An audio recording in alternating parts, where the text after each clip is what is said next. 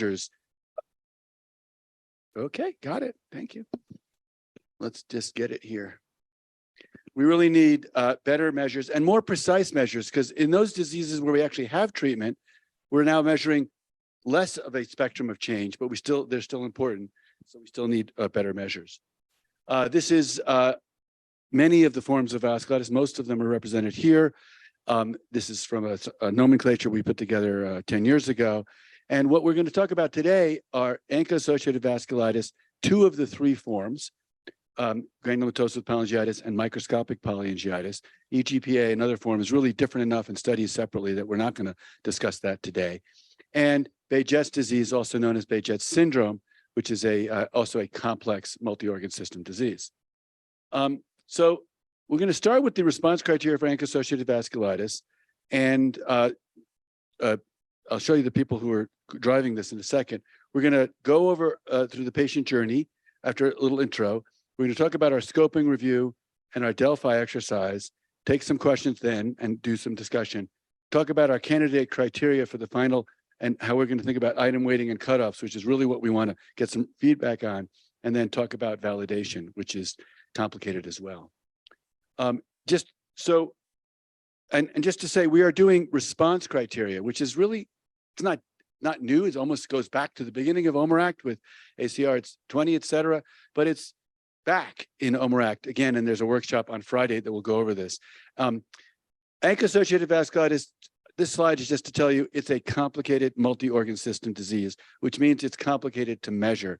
And we tend to put patients with different manifestations into trials because we have similar treatment approaches, right or wrong, and because this is a rare disease, hard to study. So we put them together. But you can see the multiple organs that are involved. Not every patient has all of these, but many patients have many of them. And this is just graphically to show you there are lots of bad things that happen to our patients that we would like to get rid of and prevent. We actually have a course set from way back when, published in 2011, an OMERACT course set, which was helpful and has been, I know Lee talked about, it actually is referenced pretty regularly when I meet with companies and talk about funding agencies to think about what to do. But we can do better. We want to be able to have better measures in each of these. This was overwhelmingly endorsed at OMERACT. This is the main measure that we've used. This is not an outcome. This is an outcome tool measure called BVAS, for Birmingham Vasculitis Activity Score. This is one version called the BVAS-WG. And it's a single-page composite. It studies manifestations in multiple organ systems. There are 15 different parts, including others you can write in, and a physician global VAS that is informed by the overall. Just to give you a blow up, what it does is it basically says, are there new or persistent problems related to the vasculitis? That's the key part, which is problematic. But what we do, and then you tick off, and then you get a score, and they're weighted. There are things that are major, 3 points, and minor, 1 point. And all of that is great, and it helps catalog the disease. But it's helped advance the work. We've gotten 2 drugs approved, rituximab and avacopan, for the use in ANCA-associated vasculitis. It's widely accepted. It's also widely not loved by investigators and patients, and it's not giving us the kind of precision that we'd like for some of the things. It's been helpful for what we've done, but it's really a dichotomous outcome. It basically is you're in remission or you have active disease. Even though we have all these points, and it can go up to 51 points, it's not linear. So you can have 20 points, doesn't mean you have twice as bad disease as 10. And in all of the trials, it's basically you either in 0 or non-zero, either active or in remission. And while that has worked, there are other states between that are still important to measure. The other problem is that I wouldn't say not really, we're not at all in the BVAS does not capture patient-reported, not capture the patient's perception and perspective of disease. And although we've measured these things, and it's part of the course set, and it's measured in all of our studies, and for example, in the avacopan, we've measured, and Vibeke and I have a paper that is hopefully soon to be accepted that talks about the important changes that can occur. It's not integral to response itself. So the goals of the response criteria were to develop an outcome that captures the full burden of illness along multiple domains and detects clinically important responses to treatment across the full spectrum of disease. And after careful review, we spent a lot of time thinking about how to do this. We have decided to create a composite measure to best approach a new measure of response, recognizing that nothing's perfect. We also want to get buy-in by the international community. This is actually sponsored by ACR and EULAR. They have very strict rules about how you want to do response criteria and what they want from us. And we want to get OMRAC review as well. So this is the group that is Gunnar Thomason, who's sitting right there. Raise your hand, Gunnar. Is from Iceland, is the co-PI with me. He's the EULAR PI and the ACR PI. And then we have our fellows, Caitlin Quinn and Sarah Monti, who can't be with us today, both recent new moms and have other responsibilities, but they will be speaking to us as well. Georgia Lanier, a wonderful patient partner who has actually been, she's really a veteran patient research partner. I'll introduce her in a second. She actually helped us develop an AAV PRO that actually has been validated, and she's been involved, and she's been involved in our work for a long time. And Maria from Iceland as well. And we have other patients that have been involved along the way. Robin Christensen, raise your hand, is here and helps us with methodology and asks us hard questions. And then we have other measures, other people, David Jane, a nephrologist, and then Alfred Marr, Christian Penyu, and Carol Langford, evening out the sort of ACR EULAR approach. However, we also have an expert panel that we've gone to for a variety of exercises and meetings. And they are another 15 people, including several more patients. And this actually includes people from China and Japan and Australia and other places and Mexico. So we have more of a more diverse group of people for buy-in and patients from around. So our project, first step is a systematic review, which you'll hear about, of outcome measures that are used to give us a flavor and help inform our decisions. A Delphi exercise among patients and clinicians for what to do for this response criteria. We're going to generate candidate items for a composite measure, and we're going to draft a composite response outcome measure, including weights and categorical cutoffs. And we want to validate the measure. And actually, ACR and EULAR requires validation independent data set before they will endorse it. And so we have done these things, and we're working on 4 and 5 and want input back from you today. So our goals are really to get feedback on everything we've done, but we're particularly interested in how we think about weighting and how to do our categories of response and what we'll do for validation. So I'd like to start the next phase by asking Georgia Lanier, one of our patient research partners. She's going to come on and give us a sense of her journey as not just as a patient, but also as a PRP. Georgia, are you ready to go? I am. Can you hear me okay? We can. You're on. Great. Thank you everyone for coming. I'm sorry I'm not able to be there in person, but I'm really glad for this opportunity to be able to Zoom in and join you. So a little background on me. So I am a patient with vasculitis. I have GPA. I was diagnosed 19 years ago. I was diagnosed at the age of 17. And I sort of bring a very different perspective, separate from the medical background, because I'm actually a teacher. So I kind of give a different perspective and a different lens to the projects. And it's been I've just really enjoyed the opportunity to sort of help develop and work on these projects. So so shortly after I was diagnosed at 17, I actually entered a clinical trial myself for treatment. And throughout these 19 years, I've participated, as Peter Merkel said, in a variety of clinical research studies, both as a patient partner and as a patient within trials myself. And I think for me, the most important takeaway as a patient has been my treatment as an individual with GPA from all providers, and really not just being looked at as a sort of a number or data on a piece of paper, but really looked at a person sort of more globally. Being able to give feedback and truly feel heard has been really critical for me in my trust in the healthcare system, which I have certainly found throughout sort of my medical journey. To know that my feedback is being not only being considered, but being taken into account when assessing my response to medications has been huge. It's been certainly very critical. By looking at patient response within a variety of domains, such as rating scales, rubrics, that sort of thing, and not simply just looking at, did you respond, yes or no, has allowed both providers and patients to look at the patient on a more global scale, which is not something that necessarily is always done, or at least from a patient perspective, a patient may not always feel as heard. Let's see.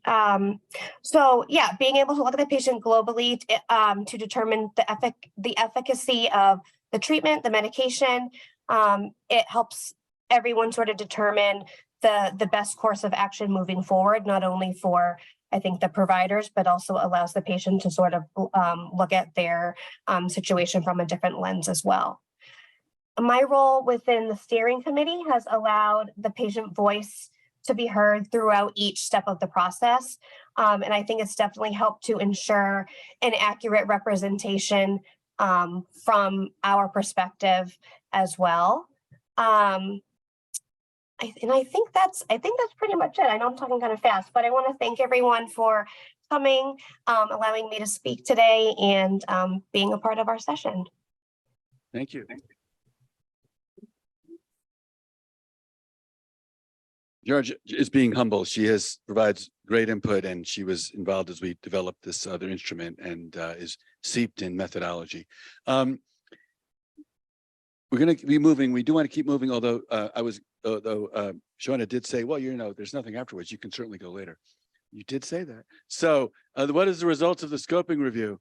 And whatever Shauna says goes. So Sarah Monti, are you ready to take us down this road? Yes, good afternoon, everybody. Thank you for the opportunity, even though I wish I could be there in person. It's great to see you through the camera.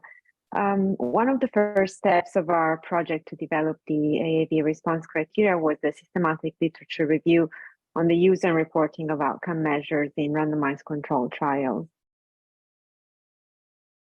Next, please. What we know is that in trials of AAV, endpoint definitions often vary, and this variability limits the comparisons of treatment efficacy across randomized controlled trials that we can perform. The objectives of our SLR were to provide a comprehensive assessment of outcomes in published and ongoing randomized controlled trials in AAV by assessing the outcome domains, the outcome instruments, and the timing of assessment. Up until April 2019, we identified 68 randomized controlled trials on GPA and MPA, either published or ongoing. And the main domains which were assessed by these trials were relapse, remission, damage, mortality, patient-reported outcomes, drug exposure, and biomarkers. In these two tables, you can see in green represented the domains which were assessed as part of the primary or secondary outcomes of these trials, and in red, the domains which were not assessed as parts of the main outcomes of the identified trials. As you can see, as a sense from these two tables, there was much heterogeneity among all the different trials that we identified in terms of assessed domain. Moreover, formal composite outcomes do not exist for AAV. And what we found is that individual randomized controlled trials sometimes apply composite endpoints for the purpose of the primary endpoint, for example, by combining BVAS with the time frame or BVAS with biomarkers.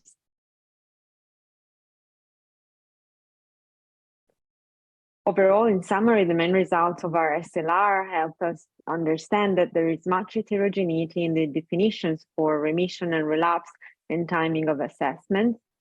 Intermediate states of disease activity are currently poorly defined or evaluated.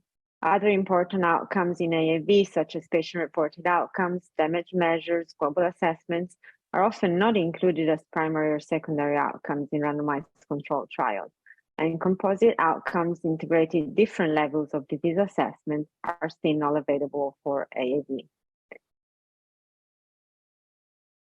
The knowledge from the SLR was important for us, and it informed the Delphi exercise and the overall process of developing the composite score response to treatment in AAV. I would like to thank you.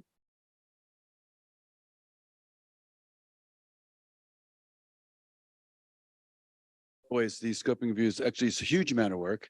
There were a lot of trials, and actually that's already been published and it was very informative. Caitlin Quinn, if you could come on and talk to us about our Delphi project. Yes, hi everyone. Also sorry I couldn't make it in person, but thank you for attending and nice to see everyone virtually. I'm going to talk a little bit about the Delphi exercise we conducted as part of this project.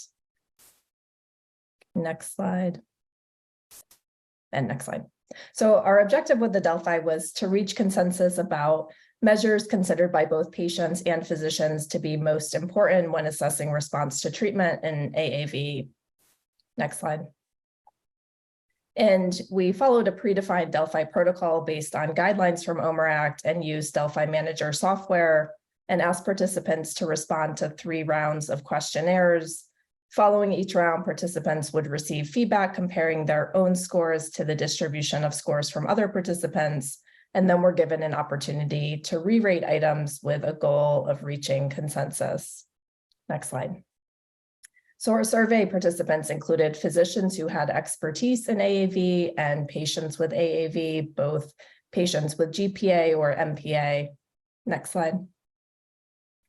And participants were asked to please rate the importance of each item when assessing response to treatment in a clinical trial in AAV on a scale of from 1 through 9. Next. And items rated 1 through 3 by at least 70% of participants were not included. And items scored 7 through 9 by at least 70% of participants were. Next. So the items that we included in the survey were based on the results of the systematic literature review that you just heard about, as well as additional suggestions from the steering committee and items related to disease activity, patient-reported outcomes, survival, organ damage, biomarkers, and adverse events. And so this shows items that were rated as highly important to measure by at least one of the stakeholder groups, either patients or physicians or both.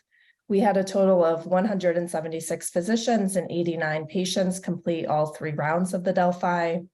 And here in this figure, the y-axis shows the combined proportions of both patients and physicians rating the item as highly important to measure. The x-axis shows differences in opinions, with to the right being favored more by patients, to the left being favored more by physicians. Bubble size indicates relative precision, with a larger bubble size indicating higher precision. And the colors, blue indicates that at least 70% of patients, but not physicians, rated the item as highly important to measure. And green indicates that at least 70% of both patients and physicians rated the item as highly important to measure. Next. This slide is showing the same thing, but these are items rated as highly important to measure relating to disease activity assessment. So the only difference you'll see here is there are some circles in red, and these are items that were rated highly by at least 70% of physicians, but not patients. There were other highly rated items not shown in the graphs relating to damage. So no new major organ damage was highly rated by both patients and physicians. And then items relating to adverse events, which we chose to evaluate separately and not include in the response criteria. So overall, we saw a consensus between physicians and patients on many items. These items related to disease activity, patient-reported outcomes, damage assessment, and mortality, and many of these items aren't a part of current outcome measures. We also saw differences between patients and physicians in some areas.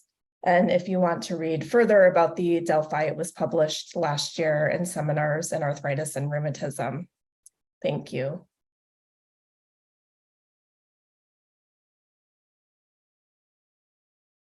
Just want to know if there are any questions about what we've presented so far? We'll take a few and then move on. Dr. Simon, where's the other mic? Yes, thank you. The guy in the beard and the glasses. Hi. So Peter, given the fact that these complex outcome measures that we're going to be thinking about in a more regularized way, what are you thinking about? How are you going to know which part of the composite outcome may or may not be driving the outcome? How are you going to design this so everyone knows that the components of the composite are behaving not equally, but in ways that will turn out to demonstrate that they are measuring things that are important, as opposed to just one or two driving the outcome? Do you want to?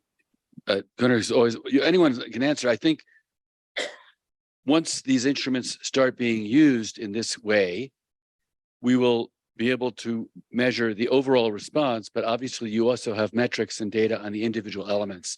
And I think that's something good to look at. I think that should be part of the plan, to look at, see how they go in parallel and they go directionally. There is some data to support that they do, that they do correlate together. The correlation is not what I was looking for. Okay, sorry, I You're missed going to come up with a composite outcome that's going to measure something, and it's going to have all these. Please. It's going to have all these components in it, and maybe a lot or a few, and whether they correlate or not. The question is whether each one will respond at some level, and we think that composites make it easier to measure aspects that may or may not correlate. And the correlation is interesting, but I actually am asking, if you have 5 components, does each component respond to a certain degree, or is one or do 1 or 2 components drive the entire response? I think that is possible. That there are that testable. Al's next, and then I think it's testable, and I think they should measure somewhat different domains of illness. Otherwise, why are you there? It may also depend on what intervention you're using. So I think, composites are good, but have limits. Again, I'd remind, like we did with the domains, we think we're going to come up with response criteria. That does not preclude adding all sorts of other measures and other things that you're going to measure in a trial. So this is more for my edification and my naivety in vasculitis. It intuitively makes sense to be able to define intermediate disease states and partial response, clinical responses, but they're only important if major clinical outcomes also correlate with those. In lupus nephritis, for example, we have complete renal response, partial renal response, no response, and that correlates each of those with the kinetics to reaching poor outcomes, such as end-stage kidney disease or mortality. Do we have that in ANCA-associated vasculitis? working on it. Work in progress. No, not yet. That is what we do not have, and that is kind of the goal we are trying to achieve, to be able to properly quantify the response and see that those different quantities have different values. I would also add that it's good to remember the CT of OMERACT, which is clinical trials, and part of this also is, are these useful for early phase proof of concept? Shorter trials, are these good for different pieces of the disease you're looking at? Even though our treatments can be pretty good, there's still a lot of grumbling low-level disease that still needs to be captured as well. We'll take 2 more comments and move on. Nidhi? Just a quick question about the BVAS, and the physicians rating it more important. Maybe a little bit building on Alfred's point. I mean, there is some information, at least from what I was aware, that it does sort of have a better idea about what the prognosis of the patient is. So when we did the work in PSA, picking domains, sometimes domains were very important to the physician and not the patient. But when we all talked about it, then the patients realized like, hey, yeah, I want this too. So I don't know if that's happened. So that's a great point. I think, first of all, some of the data are somewhat old because BVAS came out 30 years ago. But so that was what we did in the steering committee, but we also did it in the expert panel. We actually, we got people to participate. I'm laughing because it was something like 14 or 18 hours over 2 days of a weekend. We had people, honors remembering, we had people participating continuously by Zoom, and we had all of those discussions, and that's exactly right. And I think bringing the data we've talked about to that meeting was very helpful to build consensus on some of the things to move forward with and to retain. Part of the reason also to retain BVAS is it's very, very difficult to move forward without. It's been such a fundamental part. This is sort of incorporating that. But that consensus process, to the extent we can get it, was very important into the understanding. Martin, and then we'll move on. Yeah, just a brief question on the metrics or the method of the response criteria. Will it allow assessment or adjudication of worsening or not improving? Because if you add all these things up in all these different domains, you get three domains that are improving and one that is worsening. You get quite apart from you know, how do you weigh all this stuff? You need to have some sort of mechanism for that. You know, so the individual measures are both ways, but We discussed that a lot, like worsening in some of the parameters, and we decided that that this was not. It didn't make it, at least, to be in the among the draft criteria, except that no worsening is in one area, as I will show. well, yeah, right one. Yeah, no progression of damage, for example. So it is part of it, but it is about response, not necessarily worsening. But it's a good point, and it's not so simple, but it's a good point. So it is to some extent incorporated. Great. I'm gonna try to remember what. Oh yes. So what about the candidate criteria and plans for? So what did we do to get to where we are? And we are at a point where we have the criteria that we're going to go forward with. It's important to remember we really combined the data and insights from the scoping review, the Delphi, the expert opinion, the working group. I really should have added, and the expert panel, because it was important that it wasn't just the same people talking every month that we echo chamber, that we had other people as well. And I will say they were a very dedicated expert panel. These poor people from Asia and Australia it was a long weekend for them. And we also did some surveys with them. And I would remind you again, items not included can still be measured in a trial and are still quite important and could even be the primary outcome for a trial. But if you're looking for one measure for response, we think this will hopefully be helpful. So Gunnar, come on up.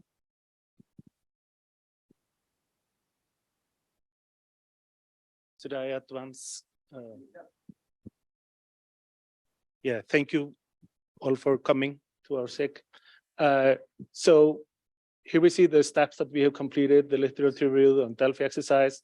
And we have, as part of the expert panel, drafted 8 criteria initially. We received several hundreds of comments and edits to those. And with some methods, some quantitative, some discussion, we have reduced those criteria to 4.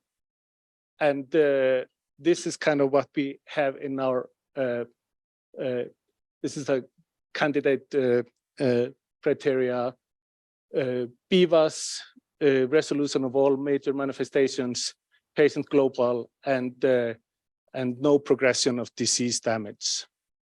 The BVAS has kind of few levels, achieving BVAS of 0, which is the very frequent endpoint in previous trials, achieving BVAS of 1 or 0, which is sometimes used, and 50% reduction in BVAS, which has been used rarely. Resolution of all major manifestations, patient global. We have 3 levels: 70% 70-point reduction, 50-point reduction, and 30-point reduction. And just to comment on Martin's point, that it is very rare that the patient global shows worsening when there is after treatment. And then we have no progression of disease damage. And these are the remaining steps, weighting of the criteria that will result in a draft instrument and validation and arriving at cutoffs.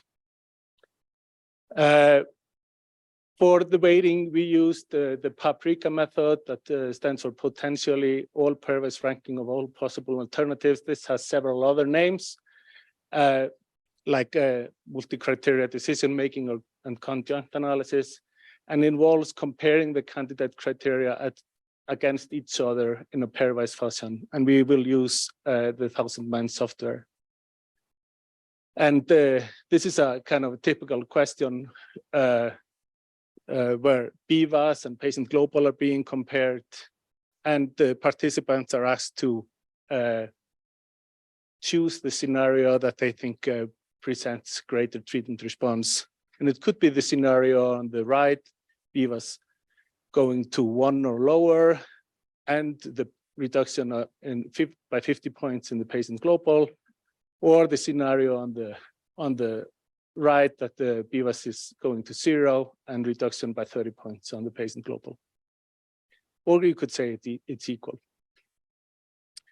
The draft instrument that will result will provide a single numerical score for treatment response in AAV.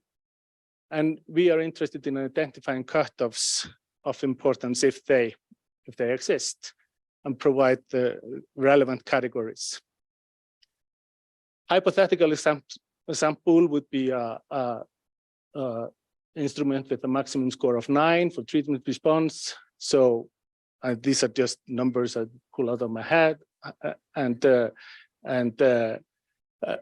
achieving BVAS of 0 would be 3 points, and you can see what I have just for kind of demonstration purposes.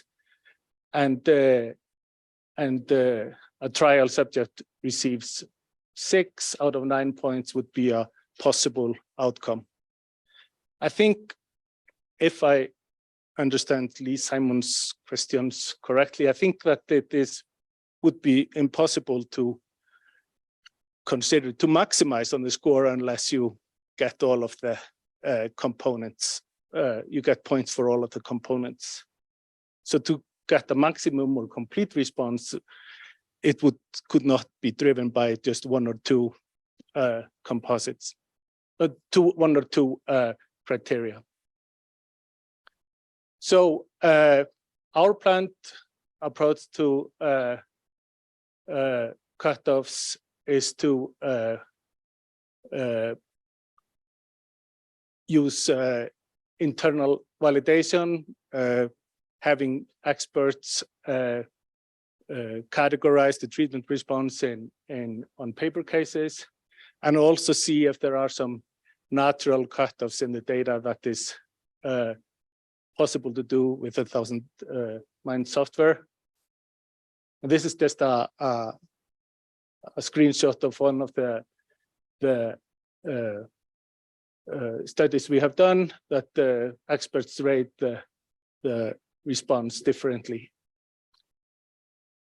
And we plan to use these categories perhaps to give some ideas of relevant cutoffs. So we would be interested in knowing if, I don't know if this is a good time to stop.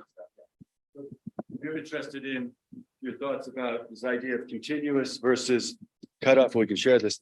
Continuous versus cutoff and categorical. I will just say it's not clear that the continuous will be perfectly linear. So that's one of the issues. Yeah, Nidhi, yeah. So two By the way, things. you don't have to sit at that table to ask questions. I just want you to know, don't be intimidated by those We're people. just the most curious. Ask group. questions over there too. We'd like to hear everybody's voice. So two things. Personally, I'm in favor of continuous over categorical because I think, you were talking about potentially using this in early phase trials. The continuous measures give you a little bit more potential statistical sensitivity versus the categorical point. That's a side point. Number two, my other comment, just in general, is who are your experts in this case? Like, are patients included? Because I Very don't want much, us yes. to keep going back. So we have a series of patients, some patients on the steering committee and on additional patients on the expert panel. Okay, I thought so, but I couldn't find it and I just wanted. Yeah, no, for sure. Your point about continuous, that's sort of a dream, but I will challenge ourselves just as whether the continuous means anything, right? Do we know what the differences will mean? While categorical changes may have greater meaning, but that may be mythology. I would add that we've not shown, we did a lot of other work. We didn't want to summarize, we didn't want to go over too much, but like we had people rate 40 cases. We did a lot of things. Martin. So I don't want to, I want to defer to all the expertise that went into developing the candidate criteria, but could we just go back to it, to the definition, not the points, but the first one. Oh yeah, there you go. No, it doesn't matter. I'm not talking about the points. The thing I don't really understand very well is that you have both states and changes in there. So there's relatives and absolutes. And so that is a little bit, you know, maybe worrisome or a challenge. The other thing is getting to those points in some cases means your initial disease activity has to be high enough. So if I only have a patient global of 50, I'll never get 3 points for my patient global because my disease activity wasn't severe enough. So if you apply this, you probably also have to specify the kind of patient that goes in order to be able to achieve your maximum response. And it is possible that we will include, you know, for the 3 points, 70% reduction or below 20, which is, you know, so that would address that if you are really good, yes, but it is difficult to compare this pairwise with a lot of text, and so it stands like this now. We've been led to believe by one of the minds of 1,000 that they run it, that we will be able to get more refinement where we're doing the exercise, but we shall see.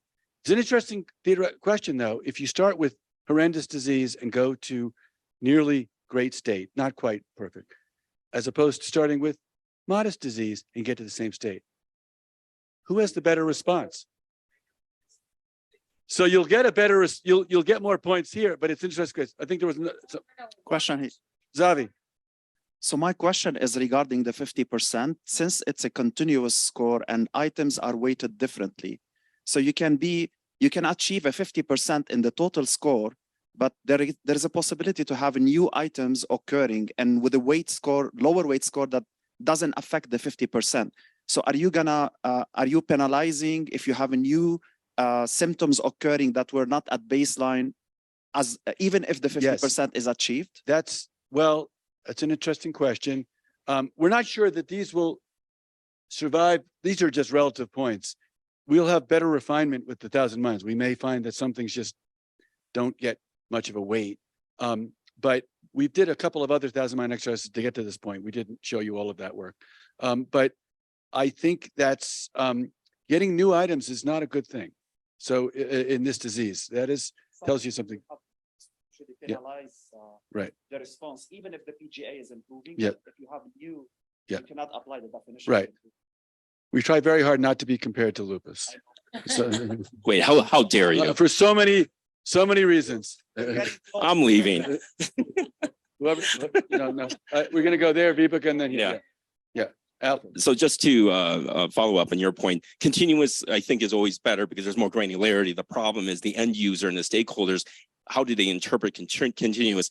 Categorical may end up providing that interpretation. Again, we'll see at the end of the day how this all pans out. So just to be, maybe we should describe our plans, which may or may not be good, but we have a lot of these vignettes. We created vignettes, really did a lot of job. We took them from clinical trial data. We took them from observational data. So we actually created vignettes of dual visits based on actual data. We're going to have people go back and re-rate them because now that we've done this process, to your point, there's much better consensus of what we're trying to study. And so we'll have different categories and we think we're going to be able to rank them. People will do both rating and ranking. and then we'll go and try to fit to them. So we have aspirations that this will work.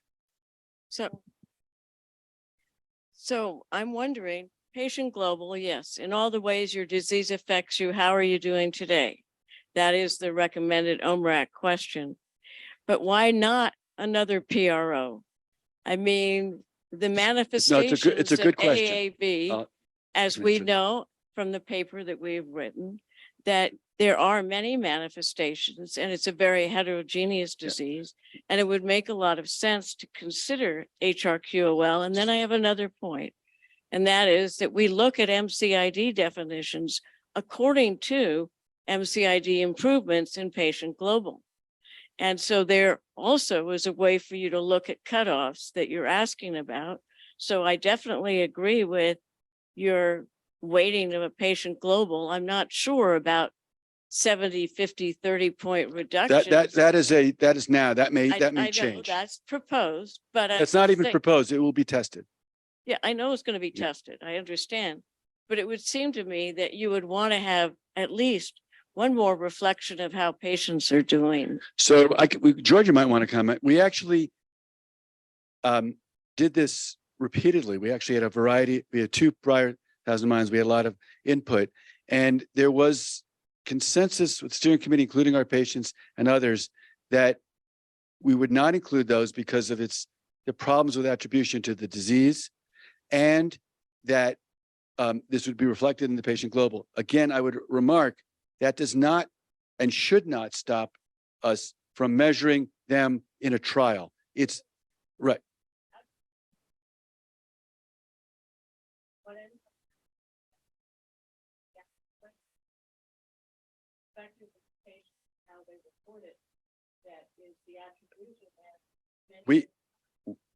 We kept putting it in and they kept popping out. We could put them in, they popped out priority wise. So we listened to what we did. Okay, I was just going to comment, Dita, I'm from Pittsburgh. So we have a similar criteria, the ACR-ULR myositis response criteria, which is a continuous measure from 0 to 100.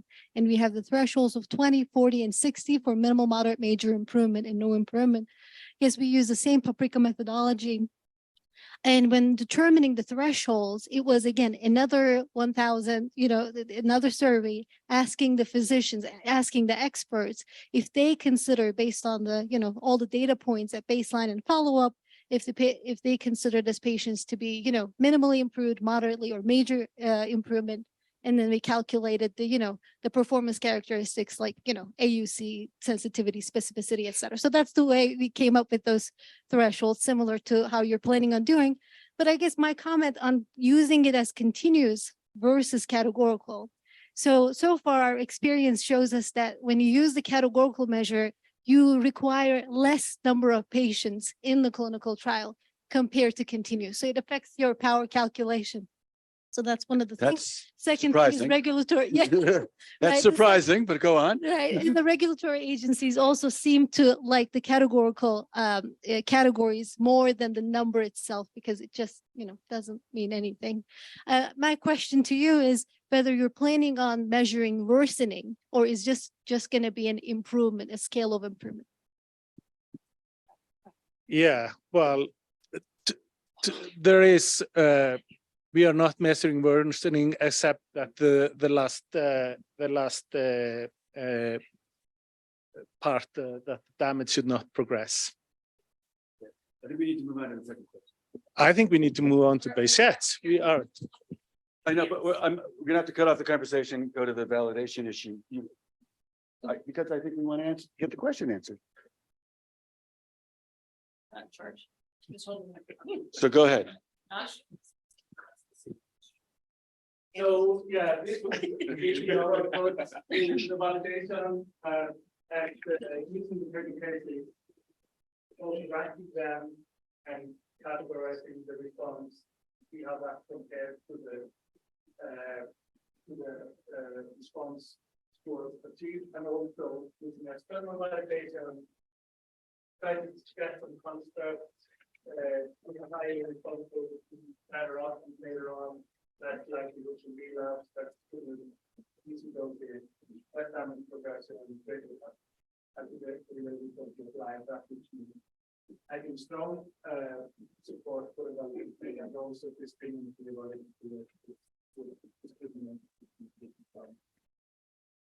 I would keep, there's a question, but it's, go back to the slide.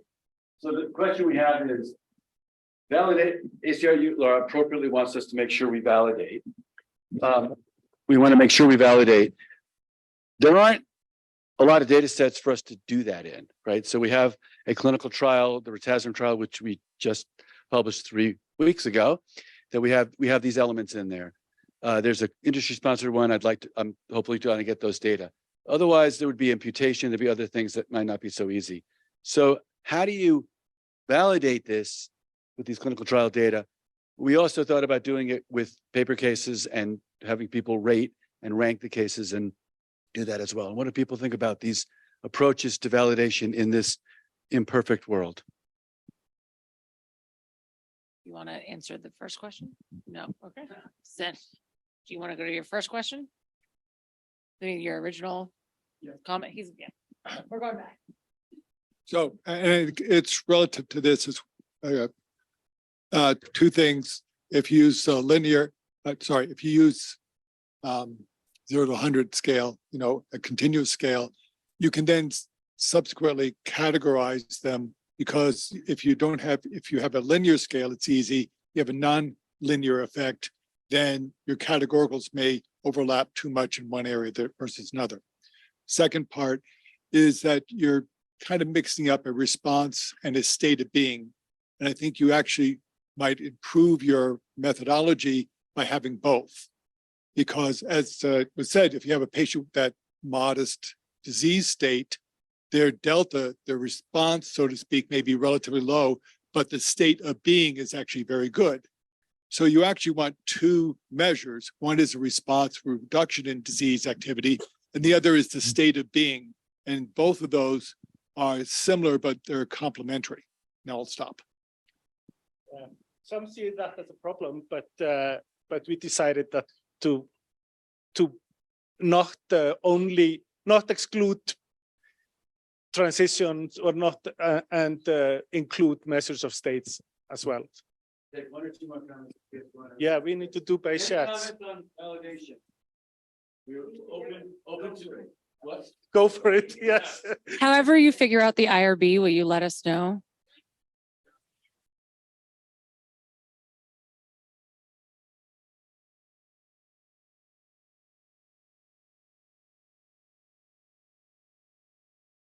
Any final thoughts or comments from our online steering committee members? Georgia, Caitlin, Sarah. It's harder when you're online. This has been very helpful. Thank you. You've reinforced some of our paranoias, and you've also supported some of our successes. So that's good. We didn't even get into the point of, will this be good? Will this lead to validated measure that a regulatory agency would recognize? And that's an important issue going down the line. So thanks very much. We're going to move on to the next part. Where's the clicker? So you'll see more about this. The next part is Bay-Jets. So part 2 is minimal disease activity of Bay-Jets. So this is actually a work in progress with some data we're going to show that requires some input. And actually, this has been a complete immersion in OMERACT, because we've gotten really good advice going along. Going to do a quick intro. Gulen, who's been leading this, is going to talk about the what she's done for minimal disease activity. Hunter will tell you about the disease to remind you. Yes, and did a scoping review of, we only do things with thousands of papers, and we're going to try to get some feedback. So most trials in Bay-Jet syndrome have concentrated on specific manifestations of disease rather than the entire disease. And so this is going down that line as well. There are multiple outcome tools, but there's marked heterogeneity and nothing is fully validated. It's not, we would like to change that. We often borrow measures from other diseases to study Bay-Jets. For example, uveitis. There are a lot of uveitis measures, and it may be appropriate to do that, but it may not be. There is one FDA. You can either say there's the only one, or there's one FDA approved drug. That's Randy helped and Gulen. They basically made it happen. So they're the 2 leaders that made this drug happen, apremilast for Bay-Jets disease. Would there be more if we had better outcome measures? Would there be more? I think the history is that if you build it, they will come. So the goals of our working group are develop data-driven validated measures in BayJets for use in trials, but also at the same time, very much to get international buy-in from a community that has strong opinions. As I often say, opinions are generally inversely proportional to the amount of data available. And so that's what we have. This was our version of the onion, the circle, because we, for all of BayJets, these are domains. In the middle are mandatory for all trials, and then mandatory for specific manifestations, and then the research approaches. So we really felt there was this approach. I remember this well, drawn on a napkin. I forgot where we were, and we were in Australia with Terrigal. It was drawn on a napkin, and I believe Tugwell almost had a heart attack when he told him about it, but we did anyway. And the idea is that you have certain things you have to have in all trials in the super circle. And then, for example, if you're studying mucocutaneous disease, which we're talking about today, you have to do everything in the inner circle and in the wedge right outside of it. And that's what we're going to do. If you're going to study, that's if you're studying mucocutaneous. If you're going to study, for example, if you're going to study eye disease, you would do everything in the middle, plus these eye measures and consider these others. And this seems like a good approach to studying multi-organ system disease. So, Gulen, talk about. So what we want to discuss with you today is a minimal disease activity for mucocutaneous disease only. Why we need this? Well, for organ involvement in Behçet syndrome, our aim is complete remission. Otherwise, you are dealing with an organ-threatening disease that will leave damage. But that might not be the case for skin and mucosal lesions. They are quite bothersome, but they do not leave damage. And they're also quite stubborn. So despite using immunosuppressives and biologics, they do tend to remain in about 50% of the patients. So we thought that there may be a level of minimal disease activity that is acceptable to the patient and would keep them from getting harm from the drugs that are being used to be able to obtain complete remission. So that's where we got the idea of developing a minimal disease activity index for only skin and mucosa symptoms of Behçet syndrome. A minimal disease activity index was developed for rheumatoid arthritis by the wise people at the back. And I'm very happy that they're here now. So because we based the methodology mainly on that with small modifications, if there are any problems, I will be referring to them. Yes. So this is actually one of the MDA for rheumatoid arthritis. But here, as you see, the patients should meet at least 5 of these 7 domains with these cutoffs. And this was the more recent one developed for psoriatic arthritis. And in that one, a patient would be classified as having minimal disease activity if they achieved at least 5 of these 7 criteria. And if they achieved 7 of these 7, they would have very low disease activity. Okay, so these are our domains, as Peter has shown, for mucocutaneous involvement. And when you just open this up to subdomains, these are number of oral ulcers, a number of genital ulcers, nodular lesions, papulopustular lesions, and pain of oral ulcers, pain of genital ulcers, and pain of nodular lesions. These are our 7 subdomains. And now Dr. Jay Skinelli will be briefly introducing what these lesions are and what Behçet looks like. Thank you. So in Omarax, we talked quite frequently about Behçet syndrome. But just for the newcomers, give a brief idea about the disease. This is a multisystemic disease, rarely starting in childhood, but with a rare family history and more, how you call it, more severe in males.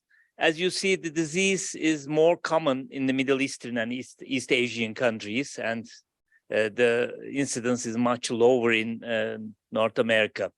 Now, the disease has, as the minor components, we say it, with less morbidity and mortality, and without mortality, are mainly mucocutaneous lesions. Maybe mild arthritis and arthralgia can be accepted in this group. The ocular, vascular, CNS, and GI involvement is the severe form of the disease with less frequency. Now, the oral ulcers that we'll discuss mainly about part of the mucocutaneous system is usually the first system and observed in all patients during the disease course. They are usually painful but not non-scarring. The genital ulcers are less frequent. They tend to scar but quite specific to the disease. Folliculitis and erythromonodosum-like lesions are the other part of mucocutaneous symptoms. They are highly frequent but quite non-specific and had to be discriminated from other causes. And there's also a skin prick test, quite useful as a specific test, but however, the prevalence of the test is quite low in these days, only about 30–40% positivity. Now, just briefly about the ocular disease. It's an early symptom which may lead to vision loss in up to 50% if untreated. So definitely the minimal disease activity concept is not much suitable for the attacks of ocular or, again, vascular disease, part of the vasculitis spectrum, mainly a venous vasculitis affecting lower extremities, but more severe when it has inferior or superior vena cava thrombosis, and also arterial aneurysms is the most severe part of the spectrum. Now, there are two separate diagnostic or classification criteria. It's not clear. They are mentioned as diagnostic criteria in the literature for Behçet syndrome. And again, in both of these, the mucocutaneous symptoms has quite a course. In part of the relation to this today's discussion, this is our data from my center about how the disease activity is observed during the disease course in approximately 300 patients over 10 visits, and over 60% of the patients describe at least one manifestation in the last month. And among these, oral ulcers is the most common one, the second bar, again present in most of the patients in the last month. This either shows that we are not very good at treating this disease, or the other option, we are not using too much immunosuppressives, just only to suppress oral ulcers and let the patients have some oral ulcers with their consent most of the time, and keep them under less milder drugs like colchicine or low-dose steroids. The prognosis, the disease has mortality mainly due to vascular lesions.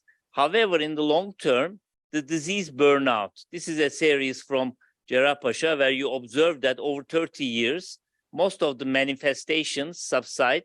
However, the last one is again the oral ulcers. Even patients over 50 years old continue to have low disease activity due to oral ulcers. So how to follow these patients with mild mucocutaneous disease is a problematic issue, and this MDA activity will be a part of this search. Go ahead. No, yes, I'm going next, but I just want to point out, if you haven't taken care of or been one of these patients, they can be quite miserable. It can be really quite terrible to have recurrent genital oral ulcers and able to eat and be very uncomfortable. It ranges from annoying to terrible. So, yeah. For some patients, again, if they have one ulcer per month or one day, change the treatment approach. That's exactly why we're doing this. So, Yesim, are you on? Yep. Okay, so just let me know when you want me to advance. Yesim is one of our fellows in the project and has done a lot of the work here, and she's going to talk about a scoping review for mucocutaneous. Well, she did a huge scoping review, but this is about mucocutaneous. I wasn't alone, by the way. We did it together with Nihal. I'll start with the SLR. You can see our keywords here, and our inclusion criteria on the left side and exclusion criteria on the right side. At first, we did not apply too much restriction for the search. We only applied language restriction, and we included only human studies. And we used PubMed and clinical trials for sources. And because of that, we did not apply too much restriction. We started with almost 9,900 papers. But after following the standard steps of the systematic literature review process, we ended up with 432 papers for data extraction. We can go to the next slide, thanks. So I'll only focus on the mucocutaneous involvement. As Peter and Gülen mentioned that we have two mandatory domains. First one is number of mucocutaneous lesions.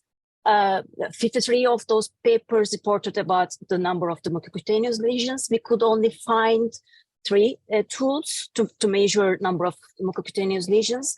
The first two of them, genital ulcer severity score and oral ulcer severity score, generated by the same group. They measure number as well as the other items such as size, duration, ulcer-free period, pain, and site. And the third one is the oral disease activity form. They indicate the site of the lesion and they measure the number, size, and duration of the lesion. Most of the paper prefer to define their, make their own definition. I put some examples here. For instance, they indicated as the mean number of the lesion at different time points, or they reported mean change in the number of lesions, or they made a definition for partial remission or responder, or they reported as the area under the curve for the total number of oral ulcer. We can go to the next slide. No, no, not that one. Can you go back? Oh, then, okay, this one. The pain of the mucocutaneous lesion is the second mandatory domain. As I mentioned before, two of them in my previous slide.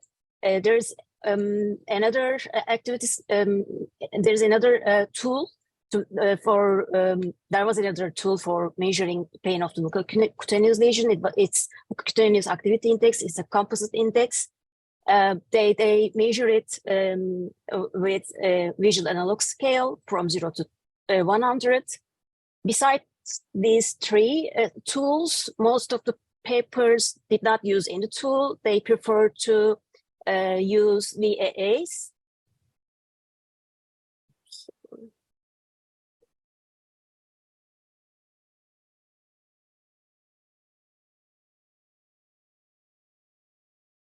What you want?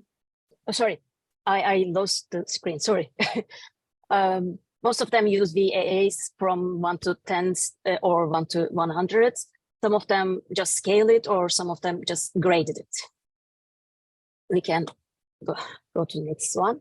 So these my last two slides. I put the other domains. These are important ones, but not mandatory one. These are the optional domains. The first one is the duration of the mucocutaneous lesion. We could again only find these three tools, which I showed them in the number of mucocutaneous lesions slide. The rest of those papers define their own healing time periods as days, or they define, for instance, they defined if the lesion heals up to 7 days, that they define it's a positive result. And the other slide, please. This is the last one. Mucocutaneous function, not mandatory, but important and optional one. There were 4 tools that we can find to measure mucocutaneous function. The first one is mucocutaneous activity index and composite index, which I showed it before, and also showed these two before. The fourth one is a generic index. Actually, it's not specific for Behçet's. But you can also measure mucocutaneous function with this tool. The rest of the papers measure mucocutaneous function by asking this question. For instance, discomfort during eating, speaking, or brushing, and they ask patients to scale these with visual analog scale, or they measure it with Likert type scale. So this is all. Thank you, Yasim. That was terrific. And by the way, only 10,000 papers she had to review, and with her partners. Yeah. My only point is that that's the setup. First of all, you can see there's tremendous heterogeneity and there's really kind of a mess. We need to get this group of investigators to try to move forward. That's what our goals have been. Now we're going to show you some data and get some feedback about how to define things using the data. Just to mention that there were some outcome measures for mucocutaneous, but they were not really fit for this purpose for several reasons. One of them being, for example, the number of lesions were measured as 0 or anything above, which really doesn't help our purpose of defining a minimal disease activity. So what we did was we first started with generating 78 real patient profiles. And how we did that was we tried to find the patients that were really on the edge of having minimal disease activity or not. We did not want the patients who were very active. We did not want those who were in remission. So we tried to identify those patients by retrospective chart reviews, identifying patients who had the least number of lesions but required a treatment change, and the most number of lesions who did not require a treatment change.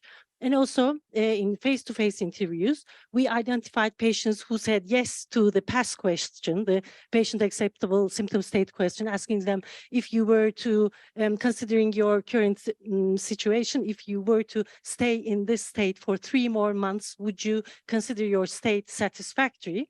And we took the patients who were satisfied by their condition and had the highest number of lesions and pain, and the patients who were not satisfied by their condition but had the lowest number of lesions and pain.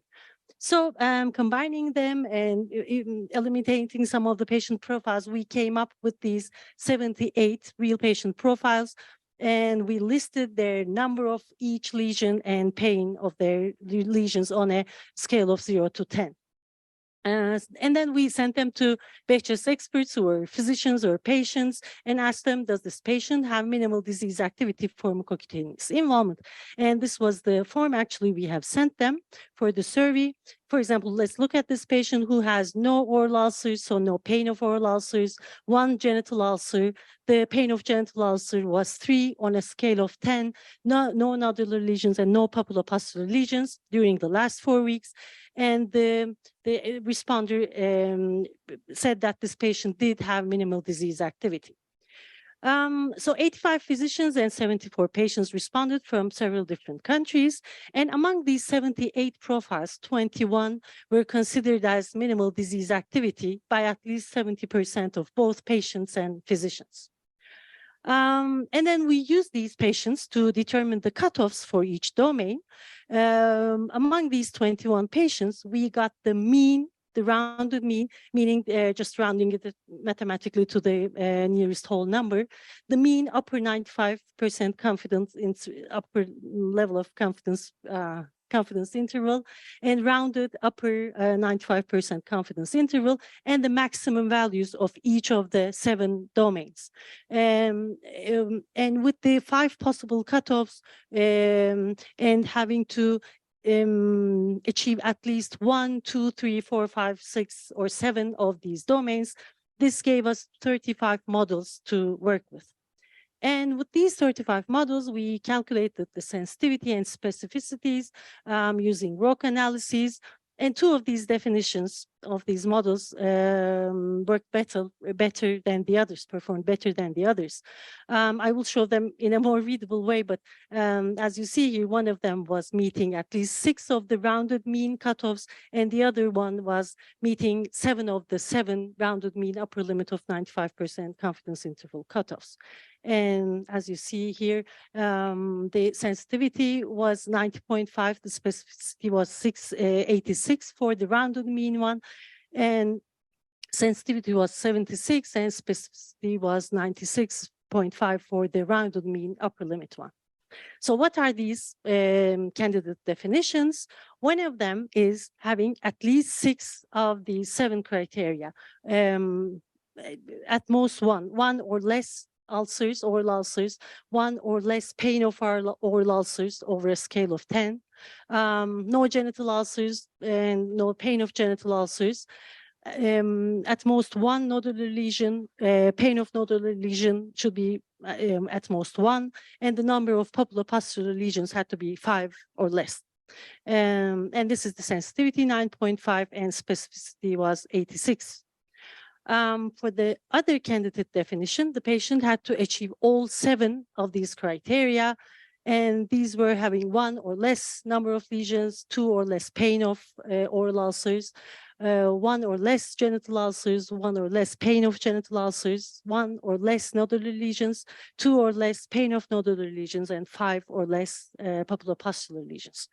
And we also tested this in the clinic by asking it to 134 patients, and we tested it against PASS again this time. And as you see here for the first candidate definition, this time the sensitivity was, as expected, lower. It was 69%, and specificity was still high, 86%. And for the second candidate definition, the sensitivity was 52.4 and specificity was 92%. So what we want to discuss with you today is how we select the best performing definition among these two and how to validate it.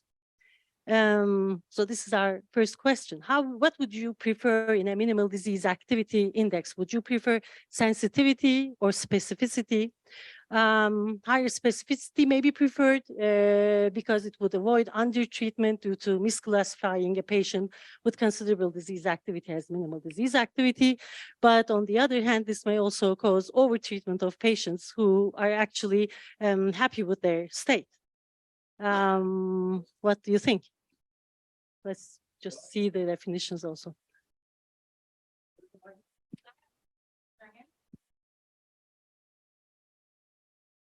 Oh, sorry.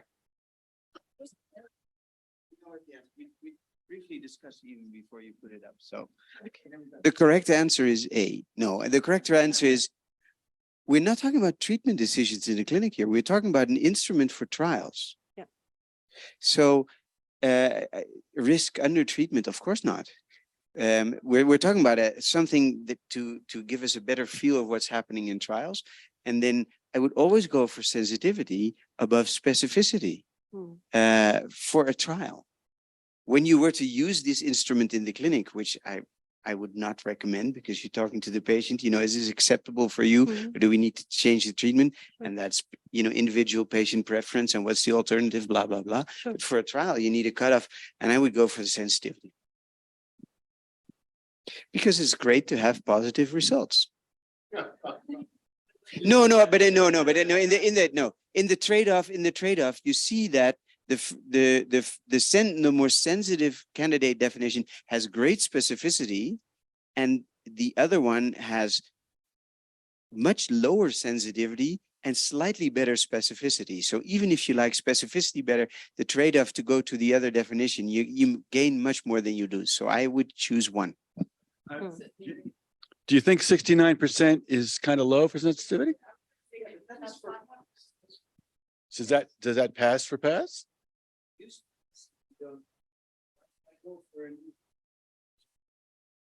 I think we want a more standard way of defining these rather than pass. Yeah.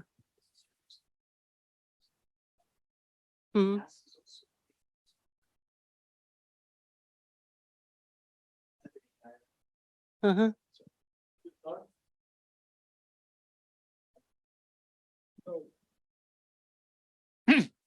part of the sensitivity and specificity would also be when you're enrolling in a clinical trial is what level of patient entry criteria will you use in order to get into the trial to demonstrate benefit.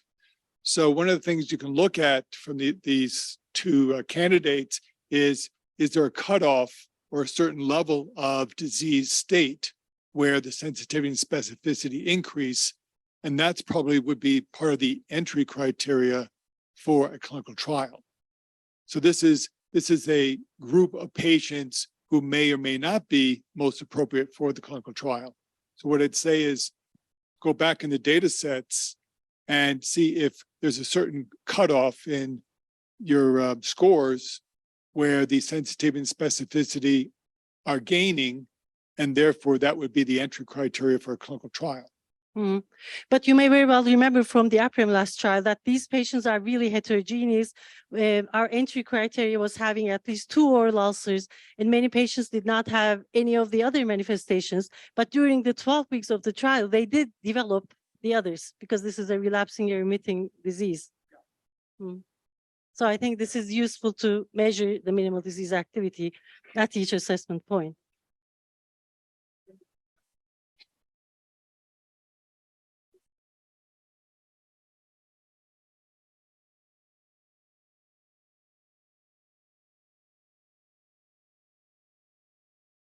Mhm.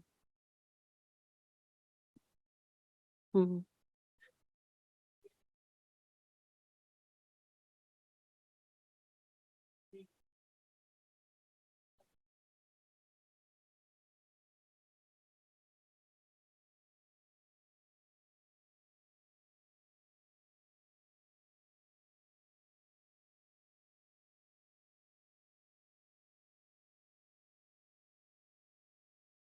Mhm. Okay, well, So, this may sound ridiculous. Couldn't we do like a hierarchical or stepwise approach? We do one and then we do another, like, definition 1, then definition 2 or something like that, and So how would that work? I'm trying, that's kind of what I'm saying. I'm thinking this out in real time. Well, no, because I mean, well, again, that's the reason why I put my hand down. No, that's the reason why I put my hand down, because I realized my question is not even half baked.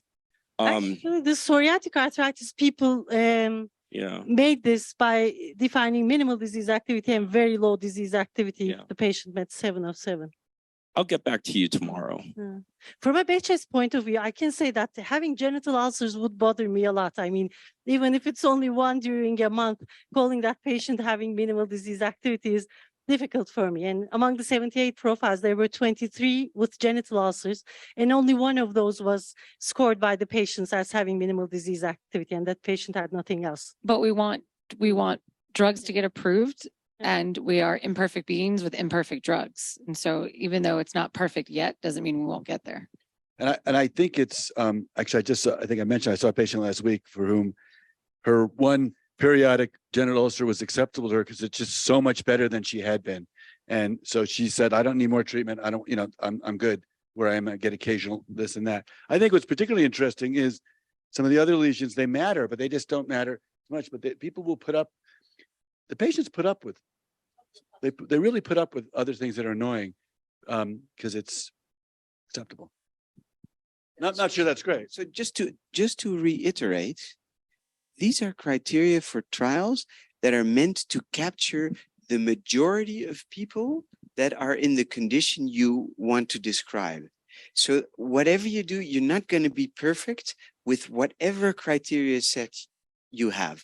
So even though at the individual level, you might, for example, say, having a genital ulcer is a big deal, and I wouldn't want to classify any of my patients as such, which will happen if you have 6 out of 7. There might be, 1 or 2 patients, but we had the same discussion with remission. If you get to be too strict because you want to capture only the patients who have real remission, you are losing a lot of patients who actually also have remission, but have, missed one of these criteria for whatever reason there is. So it is for a trial to capture most of them. And you have to feel a level of comfort that, by and large, you're capturing the majority of them. And if most people feel comfortable with having that, then your criteria is probably good. And then maximizing your sensitivity specificity ratio is a technical way of getting most of these people in the group you want them to be. Yeah. Let's go on to the. So if you get to a patient to low disease activity state, they're probably going to be satisfied. And then the next level is remission. But you're likely, if you get to a point like remission where the ends are so small, then you're not going to be able to separate that in a clinical trial. Whereas you raise the bar a little bit and say low disease activity state, that's a pretty hard thing to meet, but it actually gives you a larger N to do the statistics. Okay. We're going to go on to the second question, which is How would we validate it? I mean, of course, we would use drug trials to do that, and we would test it in different countries, settings, disciplines such as rheumatology, dermatology. But how would we validate it? What would we use to test it against? Would that be a the pass question, or a health-related quality of life index, such as the BHS disease quality of life, or a more generic one? What would you do?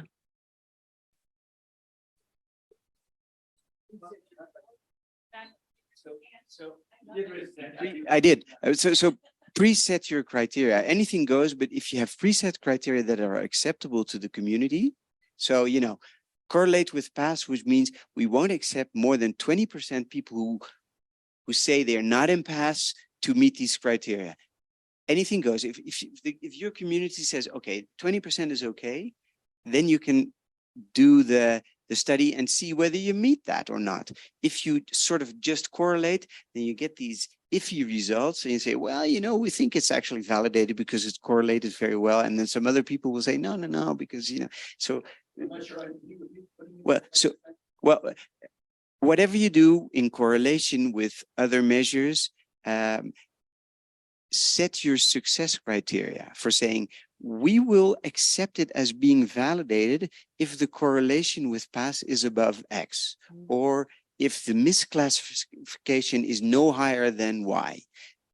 And before you can say that, you have to be in agreement with your community that the readers will actually accept you setting those criteria. But it's, you know, if you go to the Cosmin website, they say you have to have preset hypotheses that you're going to test for the validation. And most people don't do that. And then they end up with hard to interpret results. And when predefining them, Handbook says it too, you know, we have a handbook. we do. So, and would you still favor sensitivity when predefining the criteria? Oh, no. pass? No. You know, you say we have a definition, and now we're going to see whether it performs in relation to other indirect measures of what you're trying to achieve. So you're past sensitivity specificity. You're looking at correlations. Correlations, is it? Yes. So I was thinking Or of preset. taking this as a gold standard, pass or the health-related It's quality not a of life gold and standard. testing. It's another indirect measure. Okay. Drug trials is interesting. You have the apremilast data, Yeah. have all these parameters, and you can compare it with the phase 3 trial has over 200 patients and sufficient to give the data. But what will came out in that one? The number of oral ulcers is used, right? And the ROC curve under it. Actually, we have all of the other. We do not have pain of nodular lesions. That's the only thing we do Maybe not the other have. Yeah, thing. we I have think the other if you domains. compare but it not to a the drug pain. trial, which is shown to get the FDA approval. And if this comes better or worse, how do we approach to this instrument then? For example. This is all in the handbook, how to do this. There's applied methodology. So you don't have to invent the wheel. If the result of your new measure has a different result than the result of the trial, that is not an issue here. The only issue is whether the concept that you're trying to describe with the MDA definition correlates sufficiently with other information that you have that you can trust that this thing is measuring something that is useful going forward. So it doesn't have to be exactly the same, because if it was, why develop it? So it is this thing. Oh, I would agree with those points. And I would say, you know, setting up your hypotheses, thinking about what moved you forward, getting some input from your patients about how they might want to see what are they perceiving around this cutoff. And just trying all sorts of just getting all sorts of different stories and ways of looking at how true this is to a good MDA state. Other comments? I have a question. Yep. So you mentioned the apremilast study has all except for the number of nodular lesions, right? Pain of nodular lesions. So if you're missing one of your 7, do you run it without it, or do you sort of do some Markov modeling when you impute and you do different things? What do you do? Do your streams.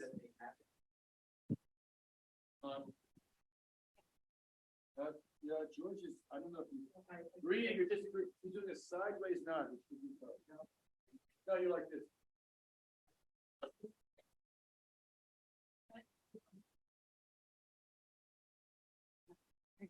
Yeah, I think worst state, best state is just too extreme. There's ways of using the other 6 to be able to impute the 1, and that's what I'd probably do. So whether you use multiple imputation or some technique like that, we think we can come up with the appropriate weights. That's the way to do it.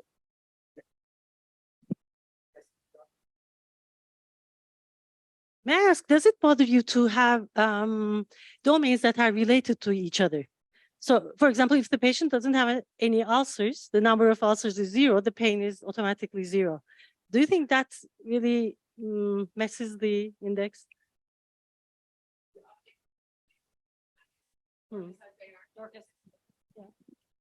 But it's sort of a scale, right? Because you can have ulcers without pain, but you can't have the pain of ulcers without ulcers. So it's sort of it's an extension of mental circle. ulcers. So It's a conditional, it's a condition.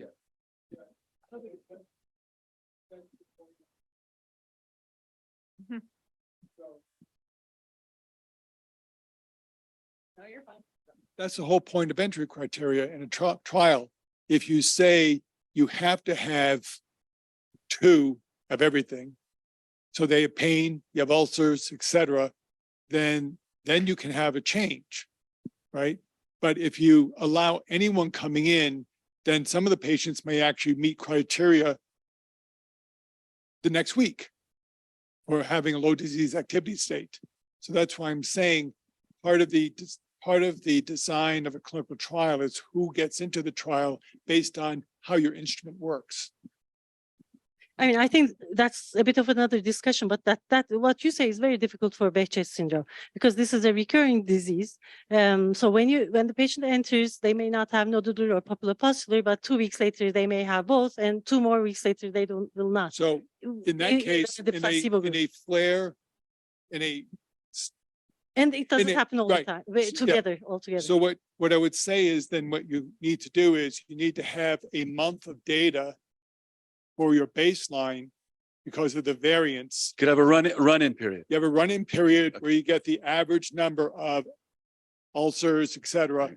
And then you do the same thing for your assessment of efficacy, which is you take a week or a month of data to basically collapse the variance so that you have an actual number.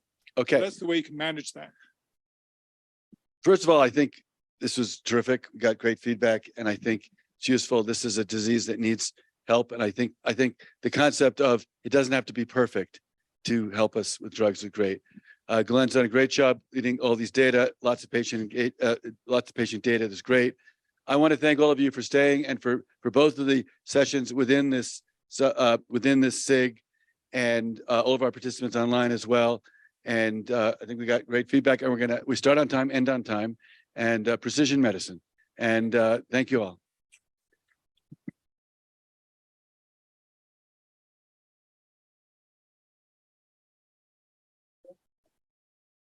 Yes, Sim and the company, thank you so much. We're going to go. Thanks. Bye.